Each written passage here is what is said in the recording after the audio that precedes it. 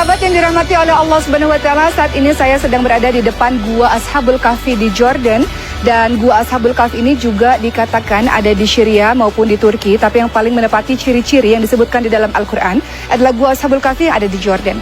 Kisah mengenai Ashabul Kahfi bermula dari 7 orang pemuda yang sangat mencintai Allah dan beriman kepada Allah Subhanahu wa taala. Lalu ada seorang raja yang kejam yang meminta pemuda tersebut agar meninggalkan agama Allah dan menuju ke agama sang raja. 7 pemuda ini pun tidak mau mengikuti apa yang diucapkan oleh sang raja. Mereka kemudian lari dan berlindung ke dalam sebuah gua. Di tempat inilah mereka tertidur selama 309 tahun. Di dalamnya Allah membalik-balikkan badan mereka sehingga Allah menjaga tubuh mereka. Dan kemudian ketika mereka bangun, mereka mengatakan dan saling bertanya satu sama lain, sudah berapa lamakah kita tidur di tempat ini? Salah seorang mengatakan mungkin setengah hari, kawan lain mengatakan mungkin 1 hari penuh. Lalu mereka pun mengatakan, marilah kita mencari makanan. Dan kalau salah satu dari kita mencari makanan, cari makanan yang halal, cari makanan yang baik, dan jangan beritahu pada penduduk bahwa kita bertempat tinggal di sini karena khawatir mereka akan membunuh kita. Salah seorang itu pun pada akhirnya pergi menuju keluar dari Gua Ashabul Kahfi ini dan membawa uang. Dan orang-orang bertanya, uang apakah ini? Karena uang ini sudah tidak laku lagi di zaman sekarang. Dan mereka pun pada akhirnya paham bahwa orang ini adalah satu dari 7 orang yang disebut sebagai pemuda atau Ashabul Kahfi. Berita ini sampailah ke telinga sang raja, dan raja pun mengatakan, marilah datang ke tempat ini, ke istana ini, dan saya akan memberikan kalian tempat tinggal yang baik, tempat tinggal yang indah. Lalu 7 orang pemuda itu pun mengatakan, wahai raja, kami sudah sangat bahagia, kami sudah sangat senang. Pada akhirnya kami mengetahui bahwa penduduk di tempat ini semuanya telah beriman kepada Allah Subhanahu wa taala. Kami hanya ingin berdoa kepada Allah agar Allah pun memanggil kami untuk menuju kepada Allah Subhanahu wa taala. Maka Allah matikan mereka dalam keadaan yang beriman kepada Allah Subhanahu wa taala. Pembelajaran dari Ashabul Kahfi sangat luar biasa teman-teman sekalian, membuat kita memahami bahwa apapun yang terjadi, ujian-ujian yang Allah berikan adalah Allah hanya ingin pembuktian dari kita, betul tidak kita beriman pada Allah Subhanahu wa taala atau hanya berdusta saja. Dan di belakang saya dibangunlah sebuah masjid pada pemerintahan Jordan di tahun 2006 untuk setiap orang mengambil pembelajaran dari kisah Ashabul Kahfi atau 7 pemuda yang tertidur selama 309 tahun di dalam ini.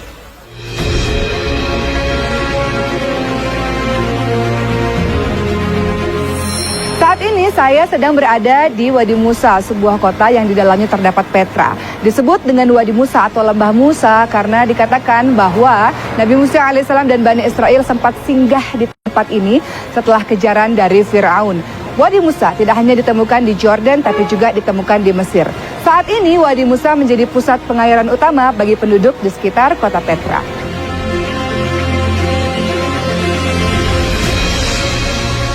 Sahabat semua, inilah batu yang dipercayai, batu di mana Nabi Musa memukulkan tongkatnya, dan di bawah batu ini terdapat mata air yang sekarang sangat berfungsi bagi penduduk sekitar. Dan pemerintah Jordan pada akhirnya membangun bangunan ini untuk melindungi batu ini.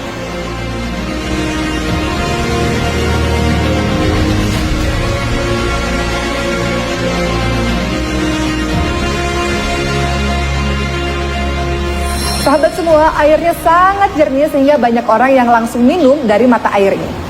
Saya akan coba meminumnya.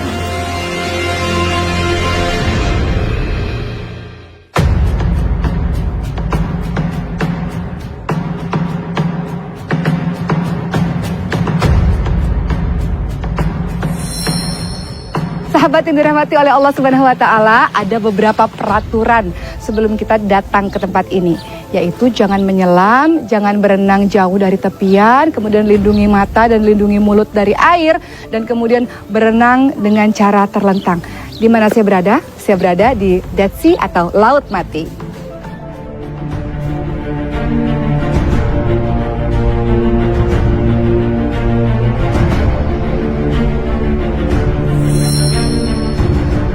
Laut Mati terletak di perbatasan Jordan dan sebelah barat Palestina. Laut Mati memiliki kandungan mineral yang sangat tinggi sehingga membuat ramai orang datang ke tempat ini untuk sekedar berenang atau mandi untuk membuat kulit mereka menjadi lebih sehat. Laut Mati disebut sebagai Laut Mati sebab dengan kadar garam yang sangat tinggi tidak ada satu makhluk pun yang dapat hidup di dalamnya. Dan menurut versi lain, kenapa Laut Mati disebut Laut Mati? Sebab di sekitar tempat ini terdapat sebuah kaum yang Allah azab karena kaum tersebut tidak beriman kepada Allah Subhanahu wa taala. Siapakah kaum yang diazab oleh Allah Subhanahu wa taala itu?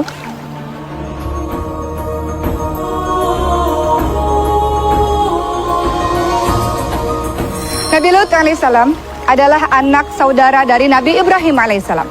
Diutus oleh Allah Subhanahu wa taala untuk berdakwah bagi kaum Sodom, sebuah kaum yang mengerjakan pekerjaan maksiat yang sangat luar biasa.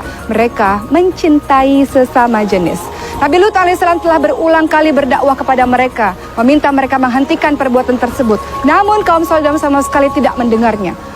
Kaum Sodom justru mengatakan kepada Nabi Lut alaihissalam, berikan saja azab Tuhanmu kepada kami. Maka Nabi Lut alaihissalam pun berdoa kepada Allah Subhanahu wa taala agar menurunkan azab bagi penduduk Sodom. Suatu ketika, datanglah 3 orang laki-laki yang berwajah rupawan ke rumah Nabi Lut alaihissalam. Maka Nabi Lut alaihissalam meminta kepada istri dan kedua anaknya untuk merahasiakan kedatangan dari tamu-tamu tersebut. Namun, istri dari Nabi Lut alaihissalam adalah seorang istri yang berkhianat. Ia menceritakan kepada seluruh penduduk Sodom bahwa ada tamu yang berwajah rupawan di rumah suaminya, di rumah Nabi Lut alaihissalam. Maka ketika Nabi Lut alaihissalam sedang bercakap-cakap dengan ketiga tamunya, mulailah ramai orang datang dan mengetuk-ngetuk pintu dengan sangat keras. Maka Nabi Lut alaihissalam pun mengatakan kepada tamunya, aku adalah orang yang tidak kuat, aku tidak memiliki keluarga untuk melindungi kalian. Dan tamu-tamu ini pun kemudian mengatakan, ketahuilah bahwa Lut, kami adalah utusan Allah yang dikirim oleh Allah untuk memberikan azab kepada kaum Sodom.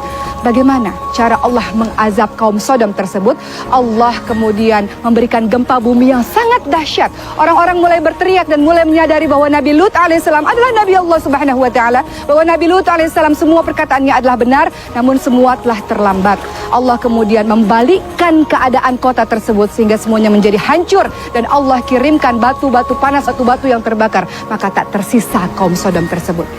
Orang-orang ramai mempercayai bahwa kaum Sodom terletak di tempat ini, bahwa tempat ini menurut kepercayaan sebagian orang adalah tempat di mana Allah Subhanahu wa taala mengazab mereka. Apapun dosa yang kita lakukan, termasuk sebagian teman-teman yang mengikuti perbuatan dari kaum Sodom, semoga ketika Allah masih memberikan nafas adalah jalan terbaik kita untuk kembali kepada Allah Subhanahu wa taala. Sebagaimana dalam salat kita katakan, ihdinas siratal mustaqim, ya Allah tunjukilah kami jalan yang lurus. Semoga semuanya kembali kepada jalan Allah Subhanahu wa taala.